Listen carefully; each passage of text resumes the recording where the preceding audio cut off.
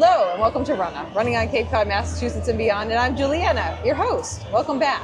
And we are again live here at the Falmouth Road Race Expo. And I'm really excited because we have a very special guest with us today, Hermin Garic.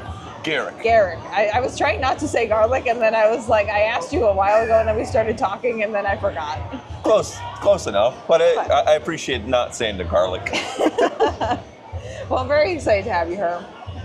You are one of our adaptive athletes. You're here to run the Falmouth Road Race with us, which you've done before, and you're actually my first wheelchair athlete I've had on the show. Oh, awesome! Which is really exciting. Yeah. I feel like just like a category of humans that goes underrepresented, which I think this sport, like generally speaking, there are categories that need more fans. Women's running is definitely one of them. Adaptive athletes is definitely one of them. So hopefully at the end of this, we at least get you some more fans. Yes, and bring some more fans to that side of the sport. For sure. Because I think it's very exciting. But we were already talking for a little bit already. We have been, but I love it. Again, having a discussion with another fellow runner, racer, it's awesome because we get to talk about all the weird things that we do as human beings who run for some reason 7-milers, marathons, whatever half marathons. So it's always exciting and fun. I feel honored that you're including me in this category of runners because you are clearly an elite athlete and I am clearly not an elite athlete. It's all right. You're an athlete whether you're elite or not. I think we all belong in some kind of a category, and we don't have to put ourselves in boxes. You go out and run and you do your best and you race and have fun. I think that's all that matters. Definitely. And no matter how you're getting out there doing that, I think that's a big theme of just not only being an adaptive athlete, but just being a runner as a whole. Yeah, for sure. However you get out there and do it, enjoy it. Have a nice time. But let's talk about you, Herm. Why not? You said that you were boring, but I don't think you're boring. We've had enough conversation where I don't think you're boring. So let's hear the Herm Wolverine origin story. Where did this all start? A long time ago in a galaxy far away. Far away. I think I just flew down from a rock or something and it just poof. Descended from aliens. Yeah. I don't know. Some people say I could kind of, give them creepy vibes with my long arms, like alien-like arms and stuff sometimes. So I might have been. But you never know. Yeah, you never know. Origin story, and this is true facts, guys. This is true facts. Okay. I wasn't born here. I was born in Bosnia. It's another country, but it's close enough. What's it called? Born in Bosnia in '89. And suffered a traumatic accident at the age of 4 during the Bosnian conflict and war. Wow. So basically, if you want me to go into detail and talk a little bit more about that, I can kind of. Yeah, if you want to. Okay. If you feel like the world is speaking to you to say those words, go for it. Sure. So at the age of 4, I was basically playing in my front yard. My mom came out and said, "Hey, we have to run to a safer house and stuff." Yeah. And we basically grabbed up all the stuff that we can and carry in our hands, and we ran towards that house.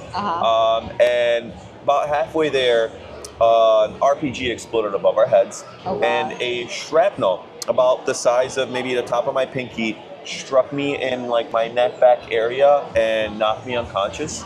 And my dad, who was taking us halfway, had to run back. He heard the explosion and then carried me to the safe house. I was basically bleeding out, they had to stop the bleeding. They carried me to my uncle's house, who had some first aid, bandages and stuff that they can basically patch me up with. Yeah. And from there, they carried me to an ambulance that was heading towards the hospital, which was about 15K away, 9 miles away. Ends up crashing with me in it, and the crash is what severs my spinal cord. Really? Yes. I know all of that. I know. It's you're supposed to be in an ambulance heading to a safer place and getting better, but I was getting worse, and things were progressively worse. And I know. So basically, the ambulance crashed. They put me in a car. They drove me to the hospital. That was the intended target of me getting there. And basically, I woke up 3 days later, from a coma at a hospital, looking at ceiling tiles and wondering what happened. That probably now live rent-free in your brain. You could probably draw those ceiling tiles like from memory. Yes, I could kind of see the ceiling tiles. I was going to point up, I'm like, there's no ceiling tiles here, but looking at ceiling tiles, yeah. So. Yes, those traumatic moments, they stick with you, man. They do, but honestly, like, I can't remember much of everything else because everybody else is like, you must have PTSD. I'm like, I don't, and I'm thankful for like not remembering much and remembering anything at all. That's kind of a good thing. Yep. That's kind of a good thing. It was someone. So, fun origin story, right, guys? Yeah. The Lord.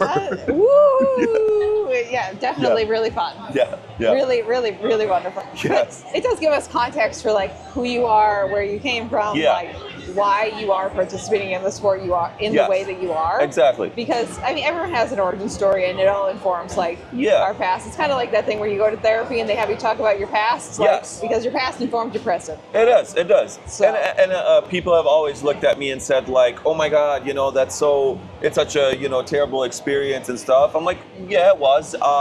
It's such a bad day. I'm like, yeah, but no one really can say, hey, I cheated death twice in one day. That's right. That's pretty impressive. At least one of my teachers back in grade school would tell me. So you look at it, it's a bad experience, but you can't keep looking back and staying back in the past. You move on. It happened, and here I am. I'm still alive. Doing this sport that's amazing, and being an elite athlete.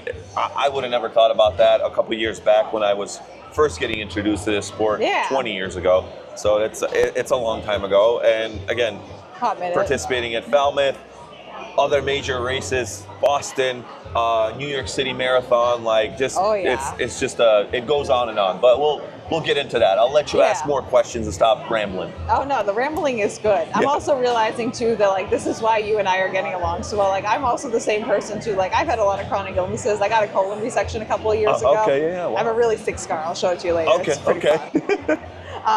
But people are like, oh, that's so awful. I'm like at a certain point you reach a point where you have the choice of sitting in the sadness and the just the malaise and just the negativity, or you can move forward and just choose to enjoy the things that are available to you to be joyful about, to enjoy. And I'm just I could sit in the sadness of all these things happen to me, blah blah blah, I have all these issues, or those things can happen to me still, and then I can enjoy all the other things around it. Because there's still so much joy to be found. Yeah.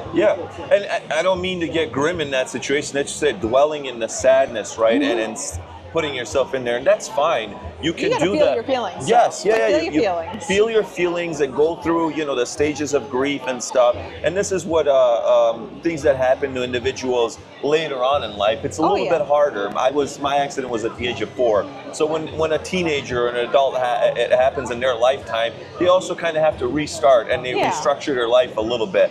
But not to get, again, a little grim, there's 2 choices that you have to make. You can always sit in that sadness and feel miserable and be a miserable person, and you can move forward and do something else with your life and go forward from there.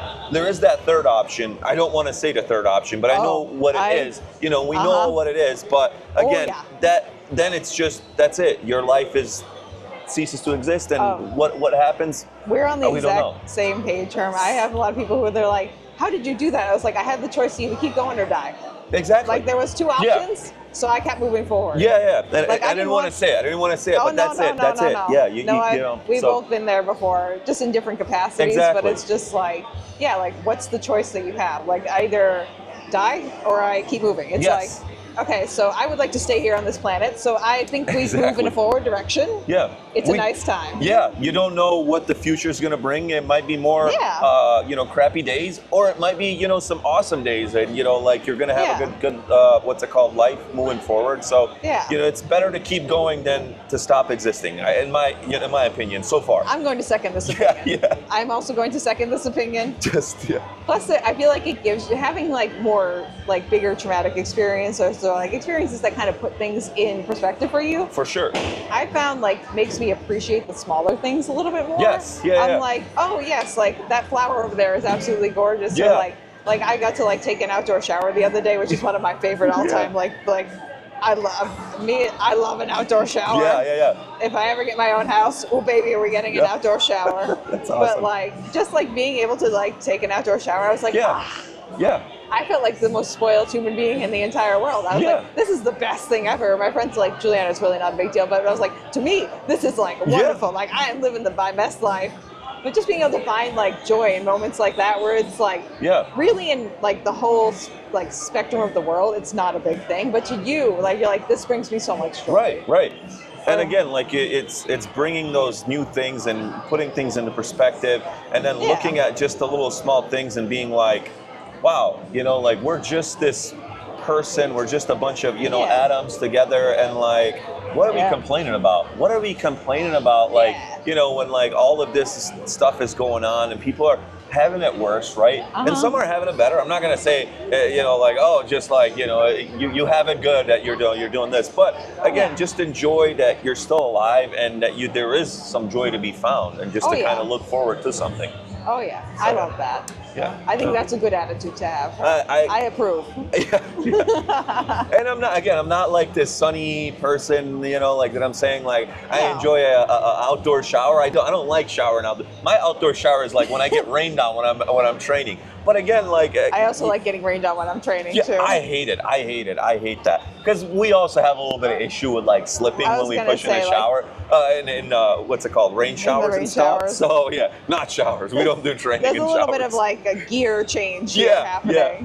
But again, like it's just these little things that we can enjoy and move forward in life. Yeah. I think that's a great attitude to have. So I think that's fantastic. And speaking of like positive things that you've done, you have become a world-class athlete. I know. I'm still amazed at that sometimes. I'm still amazed at that sometimes. I wouldn't consider world-class, but I'm an elite athlete. I see myself as an elite athlete. I'm going to say you're a world-class athlete. For the context of this podcast, he is a world-class athlete. For sure. She has got a world-class athlete as her guest. Let's say it. Yeah, that's right. I agree. But elite world-class athlete.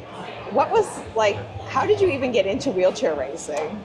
So I started off doing wheelchair basketball in Utica, New York, where I'm living right now, and I have been living ever since 2000. I moved there with my family. Nice. And wheelchair basketball was awesome. I knew about adaptive sports a little bit here and there, but I was so shy, and when you move to a new country, you're moving to a new world. We talk about alien, right? You're talking about like moving from another world as far as like outer space. But this is what happens when you go from obviously living in Europe and stuff and moving to a new country, learning a new language, learning a new culture, learning how to, assimilate yourself to certain things. I was shy. I was not this person. If somebody told me, hey, you're going to go on a podcast and people are going to see this, on the internet, you're all this stuff. You're going to be like with all around all these people who are kind of like just perusing by, yeah, like looking I would have and been like, are you kidding me? Like this is the wrong person. So it's just amazing right now what sports has done to change me into this. And to grow too. Yeah. And it's like, it's crazy. So again, I started off with the wheelchair basketball and the adaptive sports coordinator there, Mark DePerno, who has just been the biggest fan of me. He's probably not going to look at it that way, but he's my biggest fan. He knows it. He has, through Sitrin and their adaptive sports program, they have pushed me to go places where I never thought I would. They're like, hey, we have the Boilermaker and then we have the wheelchair challenge. So it was do the wheelchair challenge. The Utica Boilermaker has complete the wheelchair challenge in an everyday chair. So 9.3 miles in an everyday chair under 2 hours and 15 minutes. And complete that and win a racing chair.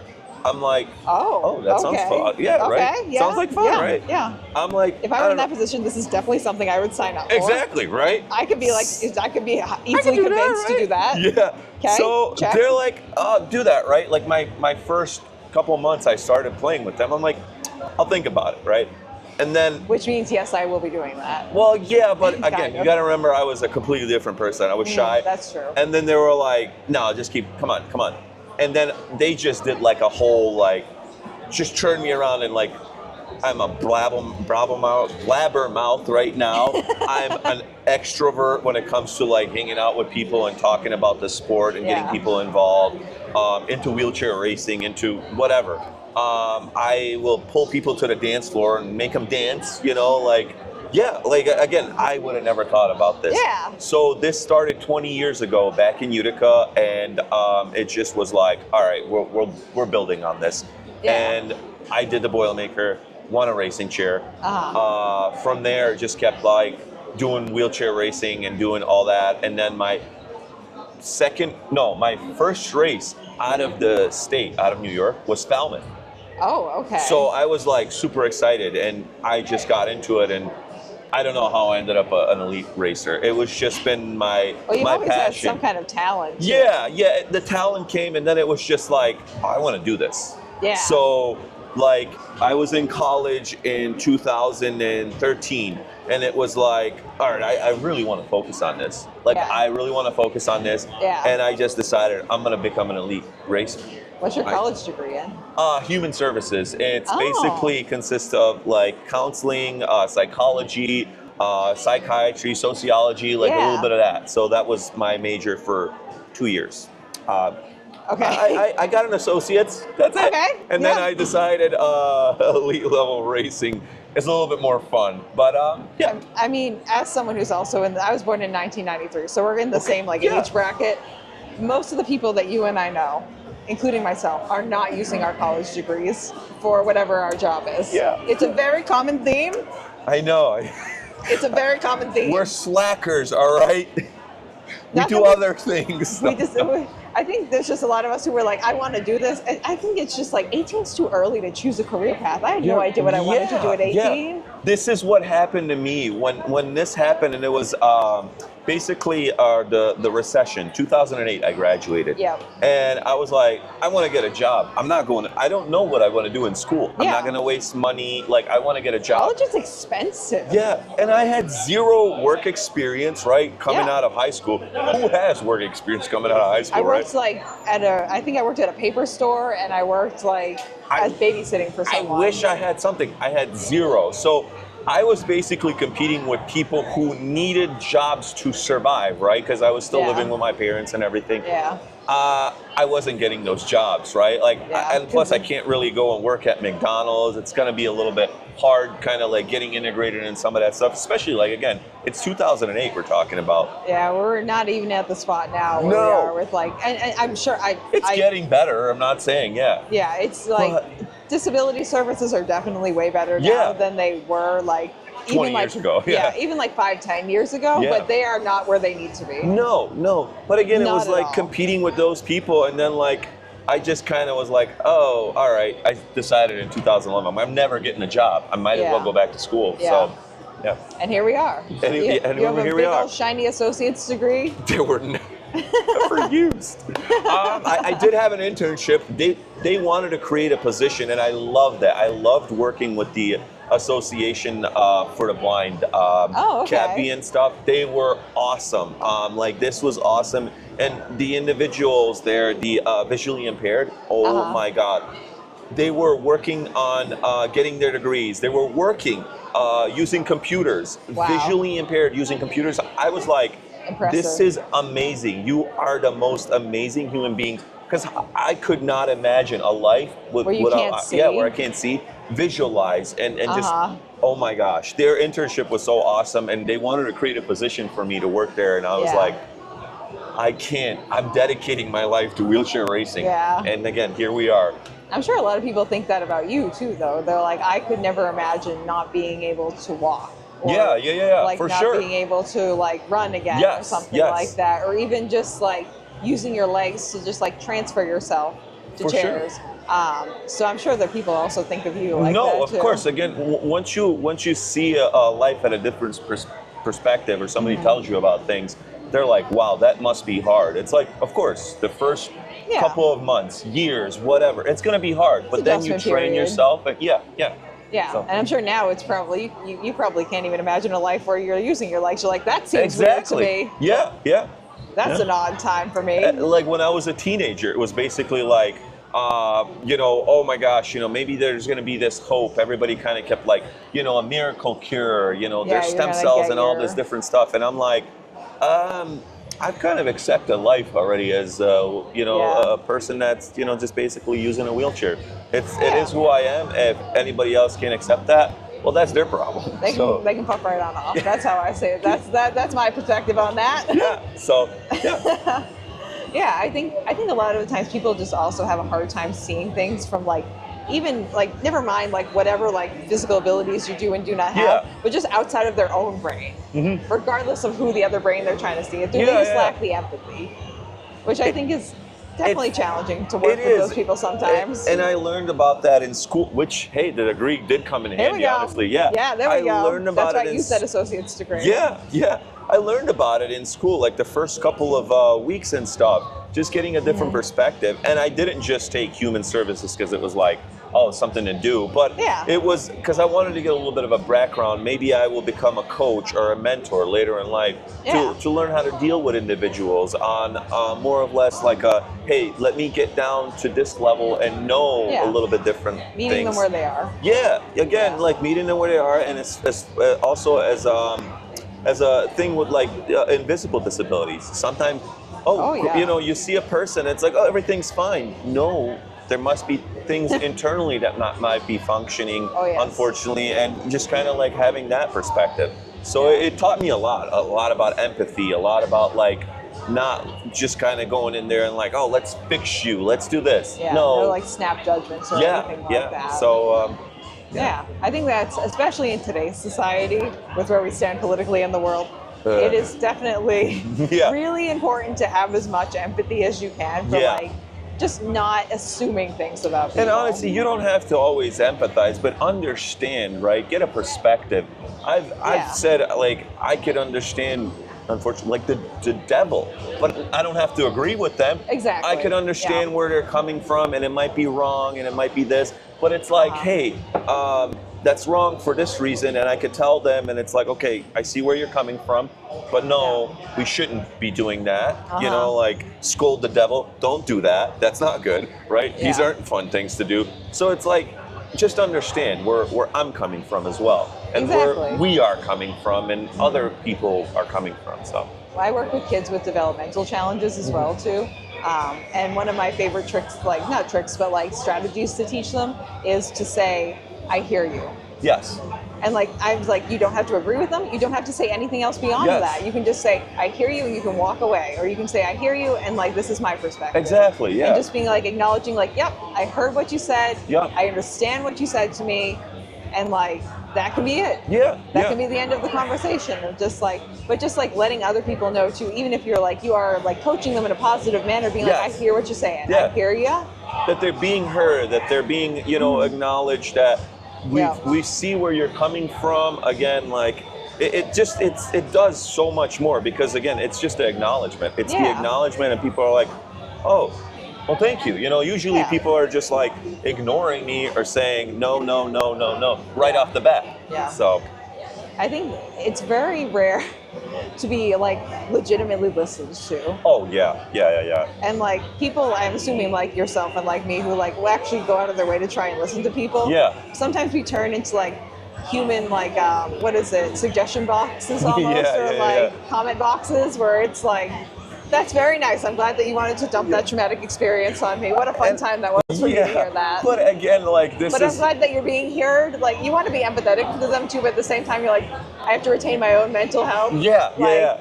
But this is, again, where my degree comes in handy, because I learned about burnout, and I learned about not, associating with things all the time. Like, don't let people trauma dump. Or if you're not in the right headspace, like a little boundary, like saying, hey, listen, could we talk about this some other time? Or, hey, listen, like, I'm not the correct person. Yeah, I'm not the right person. Like, I see where you're going with this, but like, maybe you should seek a different, maybe professional, you need, like, a right? professional therapist. Exactly. Yeah. Yeah. But again, I'm always here to listen to people. Oh yeah. What doesn't matter, because I can get trauma dumped on, and I know that like again, it's just good to be validated and heard. Oh, definitely. Because I've internalized a lot of my things, and I still do this to a certain point where it's just like, nobody else needs to hear this. Like, it's good, you know. And I don't see a therapist, but maybe I should later down the road. That's why I like, see my therapist. Yeah,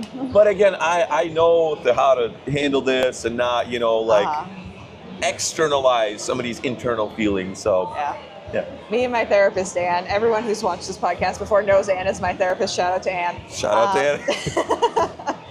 She lives, the version of her lives rent free in the back of my brain at all times. And like, I told her that when she retires, she has to find someone for me, because I am someone who, like, I know how my brain works. I'm like, I would like to go to therapy, even if it's just to check in. Yeah. Because it keeps me accountable. And it allows me to be like, when I'm talking with someone, being like, oh, that's a problem for me to discuss with my therapist, and not to discuss with you. Like, I don't want to trauma dump on you. I'll call her and I'll set up an appointment. Good. Like, just kind of like being able to set that boundaries, which is important, you know? For sure. I feel like we've gotten a little bit derailed from where we were, but that's okay. I don't care. That's all right. I'm here I'm here all day. We're here all day. We're gonna be here, or at least to the mile. That's what, 6 o'clock ish, give or take. 7. Yeah, still gotta be there 7, but I'm good. Yeah, I think we have a little bit of time. We'll be fine. But so, getting back to where we were, I think maybe originally, or at least kind of close. Professional athlete. Yes. We've become a professional athlete.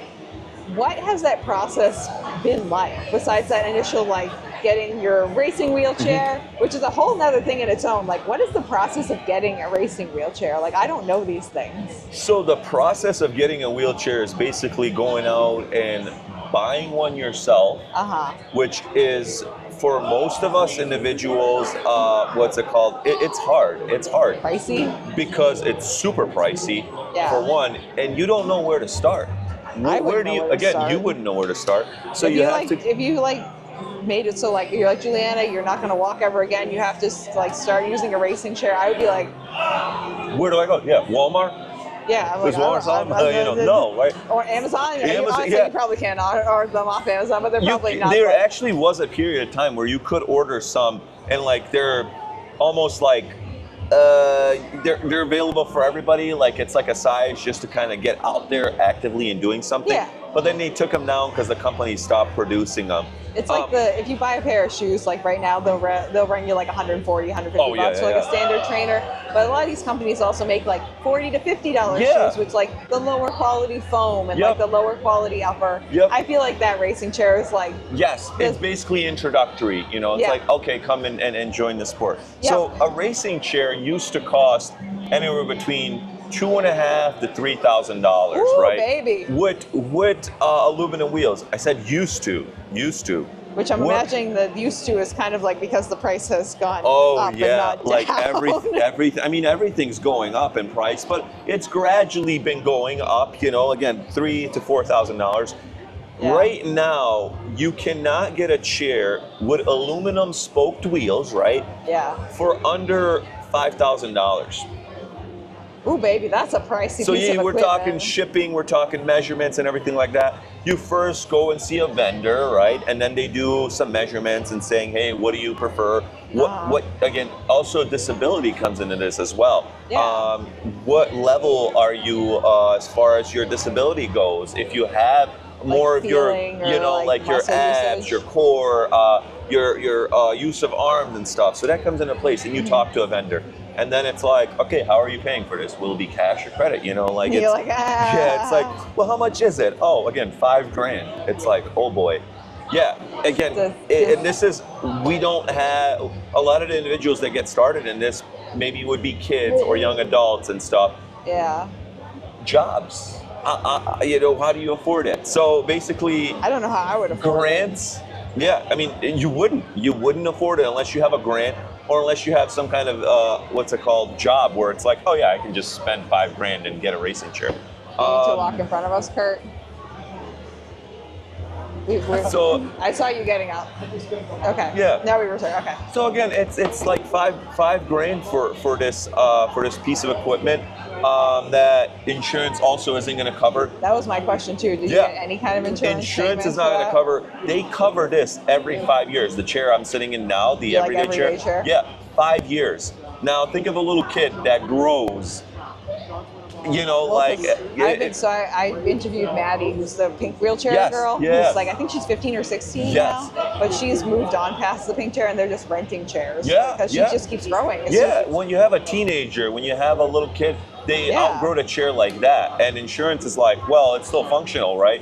These They are can't your- physically fit in it. Like, chairs are your shoes, like Yeah, yeah, like yeah. the same way that you utilize your chair. yeah, Is the way that the way you're talking about the fitting process. I'm Yeah. like, yes, this is how I fit people. Like I fit people for shoes. Yeah. Like listening to what their challenges with their bodies are, where they are, like how it fits their Exactly. specific form, fit, everything else, shape.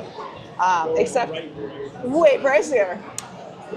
A much higher price tag. just a couple thousand more. Yeah, just like a cheeky $5,000 to $6,000 more. So Casual. Yeah. And we don't have like the, like your, what were we talking? Your budget shoe. No, they don't make a budget, like a functional budget chair. There is racing chairs that cost a little bit less, like your aluminum racing chair. Mm-hmm. So we talked about aluminum racing chairs, $5,000. If you want an all carbon fiber chair, anywhere between $30,000 to $40,000.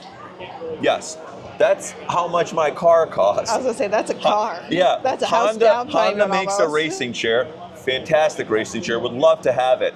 I just paid for my van as much as that racing chair costs. Ooh, baby. Yeah.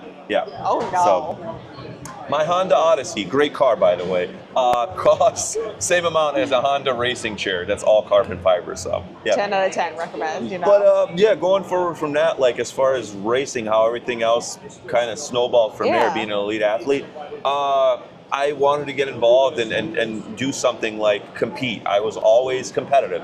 I wanted to kick someone's butt, right? I wanted to do that. That's a fair desire. to Yeah, have. like hey, they're fast. I want to be faster. So that came into it. It was like, okay, I want to go and I want to do this where I'm a professional, and I just committed to it. I was like, all right, gun home from there. Then it was 2015, 16 where I started working with my coach. Okay. And we kind of skyrocketed from there. Santiago Sanz made Shout me out. into an under 90-minute marathoner. So we're talking about hour 24 was my fastest. Top 10 finish at Boston in 2021 and 2022. Again, numerous other marathons like your New York City, like your Chicago, Berlin, London. Finishing in like the top 20 in those, top 10 in some of them. So why are you not a world-class athlete technically? You know, Because like this definitely qualifies as a world-class athlete. I still think I could do better. You know, so. I think that's just being a runner.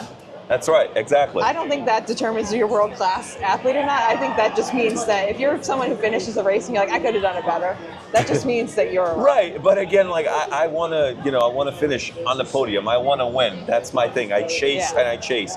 And again, that's what runners do. But for me, it's like, it's not that I'm never satisfied. It's just that I think you have more inside of you. Right. Like there's a little bit more inside. You finish and you're like I just ran my first 50K, and I was like, I finished and I was like, I could have gone further. Yeah. And my friends were like, you didn't have to though, Juliana. But I was like, and so I signed up for a 50 miler in the fall. Oh my gosh. Oh my gosh. Yeah. Wow. But props to you, because here's another thing. I think. Now, this is professional athletes. We're professionals. We do this for money, right? We do this for money. There's like, I love that there's the whole thing like, oh, you must have a joy of also. We do, but then it also gets like, oh my God, I'm just like, I'm ready to call it quits. Right? November comes around and then we're like, all right, that's it. We're just rotting in bed. We're just, basically going having fun. So professional runners and racers, we're out there, we're competing because again, this is our profession. Yep. I give amateur runners, amateur walkers, whatever you want to call yourselves, amateur finishers of marathons, you guys the most props ever, because I am not sitting in my racing chair for more than 2.5 hours doing the race, warm up and all that stuff. I'm done. That's it. Like, call it. I'm not seeing that thing ever again for that amount of time. That was enough for me. Running 3 hours, completing this thing, and then deciding again. Right? Some say they call it quits after the first marathon. They're like, all right, did it, right, whatever. There's a lot of runners who they do it. They're like, I feel like Boston's the most classic one for that, where Yeah. people like build it up in their heads and then they fundraise or they qualify or however they get there, and they run it and they're like, that was good. That's it. Never again. And I give those people the most props too, because they decided this is it. But the other people who say, I'm signing up for another one after that. We're the people You're with nuts. the problem. You're not. You guys have a problem. What is wrong with you? But I think you guys are amazing. To will yourself to seriously, because we do this professionally. But to will yourself 26.2 miles, 13.1 miles, whatever, and then decide again. Yeah, that was fun. So I'm going to tell you something that you might laugh at, Herm. So the 50K that I ran, which is I was going to explain it in miles, but you're 28 something, right? It's like 31 and a half. 31. Okay, yeah, 30. Sorry. Took me about 5 hours out there on the trails, and I came in first. I actually won it. Guess what I won? Take a guess. Take a stab at it. It's a trail ultra, so you have to take that into consideration. What do you think? A bag of trail mix. Ooh, that's close. I want a stump. They cut a stump off a tree and they stamped it with like a stamp that says the name of the race on it. Honestly, that's not bad. I want a stump. I put in months and months and months of training. 50K for a stump. I ran 31 and a half miles through the trails. I had a great time. But that's all. That's a cool trophy to have. I'm kind of jealous. I'm not doing a 31 mile. You too could be the owner of a stump at some point. I could do it. Not doing it for a stump. But I'm a little bit jealous, so I might sign up. I might. But that's awesome. But again, I see signs. I can't believe you guys are doing this for a banana, right? And you're like, I get it. Right. But that's insane. That is awesome to kind of, and then will yourself, whatever, trick yourself to say, I think I want to do a marathon. I think I want to do a 50 miler. That's insane. Oh, it is. The more you get into like the ultra distances too, the more like unique the characters are that you meet out there on the trails. And that's what I'm here for, honestly. I want to meet like the weirdest people out there. Yeah. Give me the freaks. I want them. I want to know these people.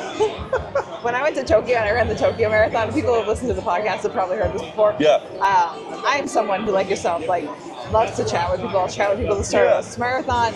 Tokyo is kind of unique in like the world marathon majors, where it's like it's very Japan, like, and no one else speaks English unless you're from Australia or like usually the UK or America, and that's like 5% or less of the people who are there. Yeah. So like 95% of the people around you are solely speaking Japanese. So I was listening to hear if I could find anyone who was speaking English. Yeah. And I found this gentleman who's like 75 years old. His name is Andrew. He runs all the world marathon majors in yellow Crocs. In yellow Crocs? He can retain an 8.5 minute mile at the age of like 75 in yellow Crocs. The longest training run he does is 7.5 miles. And then he just goes and rips the world marathon majors every year because he can qualify because of his age. Wow. Every year in yellow Crocs. Sometimes he dyes his blue, like for the Boston Marathon. I heard they're comfortable. Yeah. He dyes his beard blue for the Boston Marathon every year. We're not friends on Facebook. It's a nice time. That's awesome. I collect him. I put him in my... Speaking of Japan, I haven't gotten my 6-star yet. That's one of the only ones that's missing. One of the only ones that's missing so far. They're adding some more major marathons. Sydney. There's a couple more marathons in the talks as well. So by the time I get my Tokyo, there's gonna be like 8 more. I'm gonna be like, great. I know. That's what I was thinking. Or at least an 8-star or 9-star. So yeah. But that again, like you meet other individuals, and whether they have little quirks where they're running in Crocs, or you know, we're fun. We're sometimes we're a little weird, but we're fun. Yeah. But I give, again, like I said, all you guys with these amazing stories of running 50 milers, whatever, and then like for fun, for a stump, for a banana, and you decide, I'll do it again. I'm just gonna do it again. Yeah. Yeah, we're there for the experience. We're not there for the end result. a lot of the time. So I would make an awful elite runner because like even when I was so my friend Ben paced me through the 50K and like on the last lap we didn't know that I was in first. He was telling me the whole time we were in third. We had no idea. But we had some people in front of us. We couldn't tell if they were doing the 30K or the 50K. He was like, do you want to speed up and pass them? I was like, no, I'm just happy to be here. He's like, are you sure? I was like, no. Oh my gosh. I'm good. This is a nice pace. He's like, are you really, like, we could pass them. Like, we could speed up. I was like, that's cool. This is a nice time. I like this pace. I wish I could do that. I wish I could say this is a nice pace. It's taken years to get to that point where I'm like not like, because I grew up with a family of 3 other kids. There's 4 of us, so we were always competitive. Yeah. But like the more I've been removed from like that, like my like family of like living with them, the less I'm like super competitive. I'm like, I'm just here for a fun time. Why can't we just all be friends? Yeah. It's a nice time. Good stuff. But yeah, so being an elite athlete, let's transition to like kind of like why you're here this weekend. There's something going on this weekend here? Yeah. I thought I was just doing the podcast. No. I think you committed to some other things. Oh man. I think you got to do a few other things. So why I'm here? Oh my gosh. So first of all, funny enough, you say I am an elite athlete, and there's 2 things that bring me to a lot of races, right? It's competition and prize money. I'm not gonna sugarcoat it like, oh, let's do a fun run, right? But for some races that are special in my heart, like Falmouth is, I have a little bit of a Falmouth family. I'm not gonna lie. I think Matt Manchester is pretty good at like being a good dude and like facilitating like community as well too. Donna, the rest of the crew here. It's just been Scott. Just when he became president and stuff of the race. Scott Gelfi. Scott Gelfi. Like everybody's just been. It's been so inclusive, right? And it's been feeling like a family event, right? It's a community event, but I call this my Falmouth family. Honestly, all the people that are involved in this race, they bring me here and they treat me like family each time. Like, oh, when are you getting in? What are you doing? They're texting me, are you almost here? Like, again, what's going on? What's happening? What's happening this weekend? What are we doing here? So it became a lot of that in the beginning. Honestly, when I started working with them, I wasn't elite at first coming in, and then I grew into an elite athlete. But before that, again, it was like, wow, it's a community event, just like my hometown race, the Utica Boilermaker. It's all community. We don't have any big sponsors. It's all the sponsors are all local, and everybody that we bring in sponsors us. So that's one aspect of it, and it's the 50th wheelchair running of the Falmouth Road Race. Which is very exciting. Of the longest running wheelchair division in any race in the country. Yes, in the country. It's like 50 years. I've been alive for 35. Fathoming that this started way before me, right? And it started in basically our everyday chairs, like it started with one guy, right? And it was Bob Hall. Bob Hall, right? And to build this into something that's still going on, right? In this community, at a world-class level too. Yes, like we have like not only like you who's like podium down, like many of these major events. Right? I'm okay. Stop discounting yourself. Right, but like seriously, we have Daniel Romanchuk, we have Tatiana McFadden, we have Susanna Scaroni. These are gold medalists, people, right? In the Paralympics. These are world record holders. These are people who run Boston and New York like back to like the year where like Boston, New York, and Berlin were like all in the fall. Yeah. Like I think Daniel won like either him or like Marcel Hugh. Yes. Like won like all of but they raced all those races and they either finished first or second at all of them. And I was like, oh my God. But again, bringing this into a small community like Falmouth, right? Yeah. Like Cape Cod, I don't think people realize how special that is. So again, there's that aspect of it, and then there's the competitive aspect of it, right? It's like I want to kick some ass. Don't get me wrong. Like I would love to kick Daniel's butt one of these years. Not gonna happen, Daniel. It's just clear. I beat him in one race, but he had a flat tire, so it doesn't count. But again, like it drives you to do better, right? Yeah. To go out there and compete. So again, having the competition. First, it's my Falmouth family that it's been always there, the competition, and we have prize money, right? And we've been upping the prize money here as well, and getting people, again, involved into this sport. It's tough. A racing chair costs $5,000. That's bananas. Right? And then you look at, that's just a racing chair. That's just a racing chair. Not Our any wheels, transportation. our wheels, carbon fiber wheels, $2,000 to $3,000, right? You're kind of like basic carbon fiber wheels. Tires, you cannot find tires. One tire, I'm not joking, $125 for one tire, if not more, right? And we need three.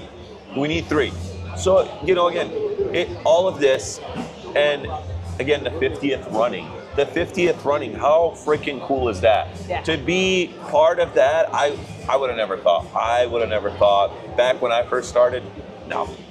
I think they might be doing medals or something this year. I saw a medal up there. Medals? Yeah. It said 50th, and I was like, wow, are they doing medals this year? That's nice. We've had medals, and we have trophies. They do awesome job and stuff. You get your mug? The mug.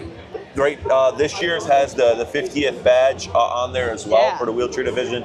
So again, this is one of the races that includes the wheelchair division, not like as like a side thing, right? Yeah, no, you're not a sideshow. Right, you're not a sideshow. You are part of it. So this, Boston, my hometown race, right? You're a part of this community and you're a part of the event. And we like to showcase that and just doing an awesome job. I'm here talking to you because, again, it's probably the 50th. I'm not that exciting. Like I said, I'm a little boring at times. I think you're exciting enough. But again, it's this thing that's just driven and getting everybody involved and being inclusive and showcasing like, we have world-class athletes, elite athletes at the starting line at Falmouth Road Race, and they're going to be kicking ass on Sunday. I think also too, like, my goal for this is like we talked about before, is to get more fans of the sport. Yeah. Because I feel like again, with like other facets of running, this is one that just doesn't have enough fans. Yeah. And I feel like that fan base is out there for all of you. And I really hope that more people, like, through seeing things like the 50th, like highlighting it part of the 50th, and then hopefully continuing to highlight like all these things. Yeah. You can like get more people who are like, oh yeah, I know Herm, I know his stats. Like he's gonna be running against Daniel, and like these are his finishing times, blah blah blah blah blah. And just like people who are like show up and they're like, I know that guy. I will hear at like certain races where I'm not even racing, like, you know, what's it called? Like locally there or training or doing anything like that. I'll hear like somebody on the course and I'm just like, know my name? And I'm like, oh, my bib says my name too. I'm like, nah, that's a fan. No, they knew that's my a name. Fan. That's a fan. And then somebody I tell myself that too.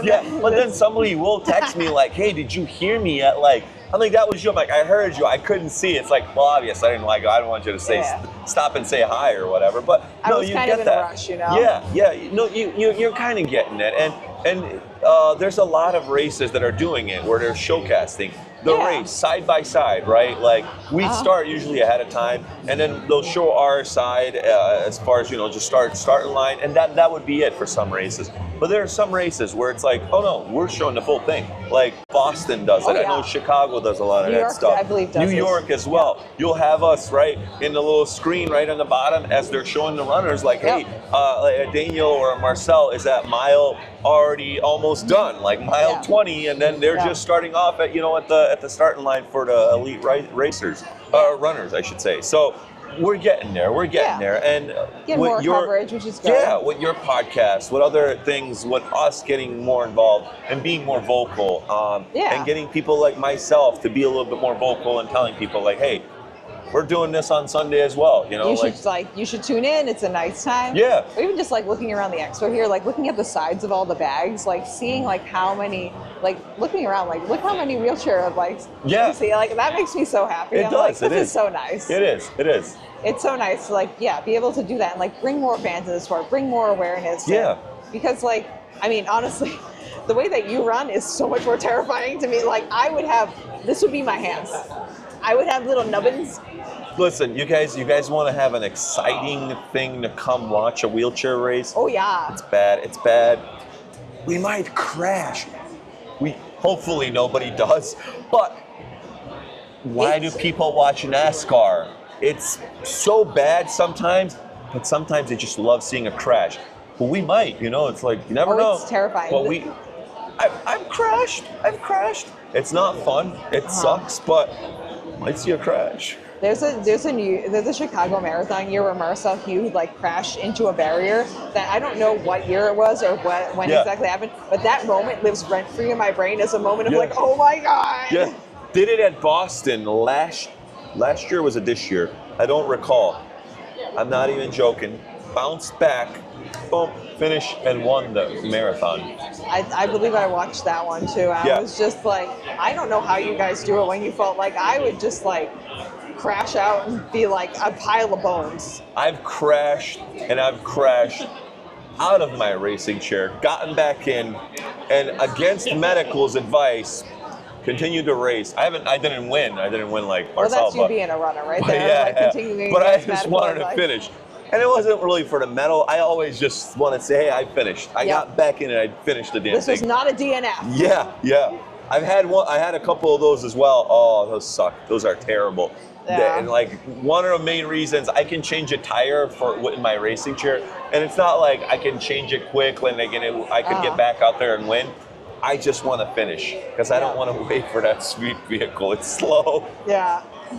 The sweet, especially. Do they have a sweet vehicle specifically for the wheelchair athletes? I think they do. That would make sense. A couple races they do have it specifically like for the race. Hours behind you. Yeah. Most races, like your majors and stuff, we will have a sweet vehicle specific for us. Some of the races that are smaller, maybe they'll just have like somebody come in like with a small gator or something like that, gator cart, and then someone who's just like continuously sweeping the cars. Yeah. Cape Cod Marathon we have, which if at some point you'd like to come run, we would love to have you. You get free entry, and I don't know if we have a prize purse for you guys. I know. Matt was telling me about that, but I think I do have a couple of marathons in the fall. You know, like in New York. The challenges is the same weekend as Chicago. Yeah, I understand. That too.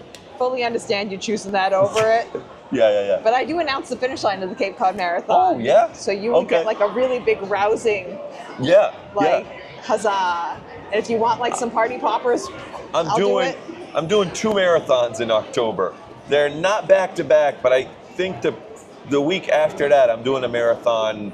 Or no, I'm sorry, the week before that I'm doing Twin Cities. Oh, okay. And then 2 weeks after that I'm going and doing the Toronto TCS waterfront. Oh, okay. Yeah. Toronto's one that I'd like to do at some point. That's a fun one. It is. Yeah. It's in October and it's really nice and pretty out there.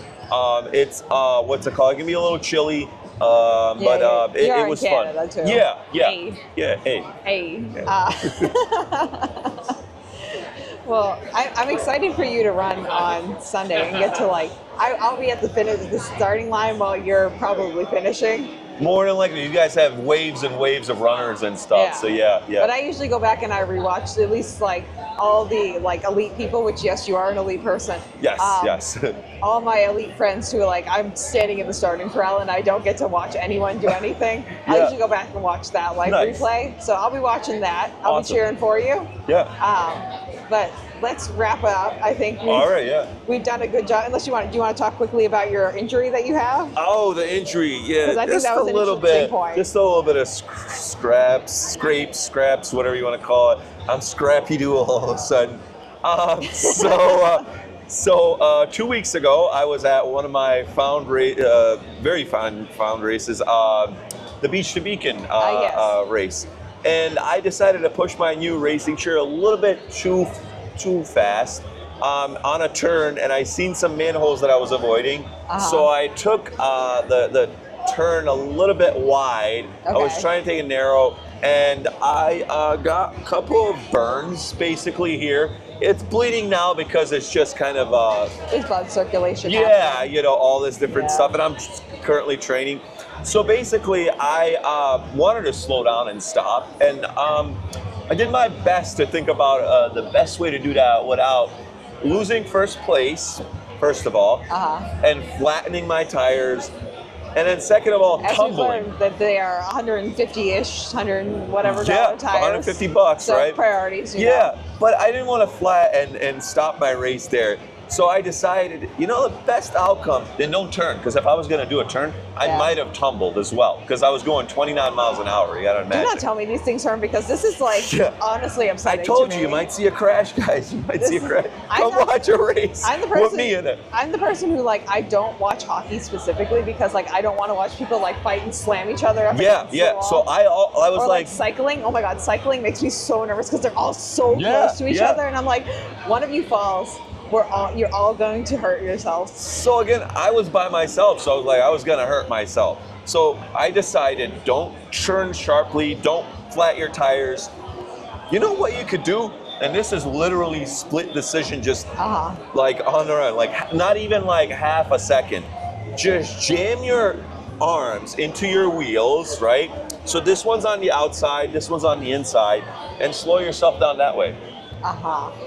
It worked. I went off-road just for a tiny bit with one of my tires, going from 29 miles down to 8 miles an hour, and I just basically drifted off-road until I saw pavement again. I got back in and just continued going. I looked, I'm like, yep, that's a burn, we're good. It's not bleeding. It wasn't bleeding because it was just burned. So I still won. That's the important part. We got that done. That's right. Yeah. That's a nice time. So yeah, but again, I swear, I love Beach to Beacon, one of my favorite races to do. But I usually have some bad experiences, and I know Deb Maxfield, who is the wheelchair coordinator up there, she goes, you're gonna come back next year, right? We're so sorry. I'm like, this isn't your fault. This is a me problem. Yeah, this is a me problem. It's kind of like when I tell people one of the things that I ask people is like, is it a you problem or a shoe problem? And a shoe problem just means like outside of your own body, you know? It just rhymes. It's more fun if you say it that way. But that's a you problem, not a shoe problem. 100% me. 100% me. Yeah, but it was fun. Again, I loved every moment of it. I hate the recovery portion of this because that hurts a lot more. Oh yeah. It's like scabbing and it's like it's like doing all this tight skin too. Yeah. So, but yeah. I burned myself before too, and it's just like, or I had like weird scars. And it's just like, oh, those are the worst. Especially if they're in a spot like that too, where it gets a lot of like skin motion. Because it's constant this, so it's like hasn't been fun, but I'll be back next year at Beach to Beacon too. I promise. You promised Deb that you would be there. Deb, I would be back. You will be back, Deb. Okay. Well, this was awesome, Herm. Yeah. I really love chatting with you. This was so fun. Same here. Yeah, this was great. If people want to follow you on like your social media or find out where your next race is going to be, what's the best plan of action? Again, feel free. It's asap.herm on Instagram. That's where I'm kind of like most active, I guess. I usually just post results on there as far as like my races go. I don't really post too much stuff. Not much of a lead in? Sorry? Not much of a lead in? Like, hey guys, I'm going to be here doing this. No. Like, honestly, what I did. Yeah, because like again, I've gotten like into this very like I'm just got to do this race, got like a lot of stuff going on. So like I'm pretty bad at like keeping up with the stuff, but you usually will see results there from races and things like that. Thank you so much for having me. I'm going to be looking forward to this. Whatever my caffeinated self was on here on camera, I loved the experience. I love talking to you. Honestly, this was just, again, an experience of its own because I've never been on a podcast. I've usually do like television or radio interviews, and those are usually like a quick snap, like, you know, hey, what are you doing this? No, we talked for a while. Yeah, and we talk about outer space and, you know, meeting an alien. Woo! Yeah, meeting an alien. Guys, I look exactly like you. I'm just kidding. Yeah, Herm's not an alien, as far as we're aware. I'm probably an alien, though, if we're going to fact check anything. Yeah, you know, what's the, I believe, the X-Files? No, what's the quote? Oh, I don't know. What's the quote? Oh, my God. Do you know the quote from the X-Files? The truth is out there. Yes. Exactly. Kurt The truth from is out off camera there. giving us the assist. Yeah, I love X-Files. I started watching it just recently. Great show. So, yeah. This is some of the shows, like, I've never seen, like, The Office. I've never seen The X-Files. I've seen, like... The Office is great. It got a little boring towards the end there, but super fun. I've seen SVU because it used to be on at the gym when I went there. Oh, okay. But, like, so I've seen a lot of weird off SVUs. Yeah. Almost done. Okay. Well, we'll wrap it up, Herm. Yes. It was fabulous to have you on the show. You as well. Thank you for having me. Not you as well. It was nice to have you. Yes, it was nice to have me. It was great. And friends, if you would like to get in contact with me over here at Runnah, of course you can find us at RunnahPod on Instagram and runnahpod@gmail.com. And that will be the end of this episode for now. And we'll see you guys on the next episode of Runnah. Bye. Care. That was great, Herm. Nice job.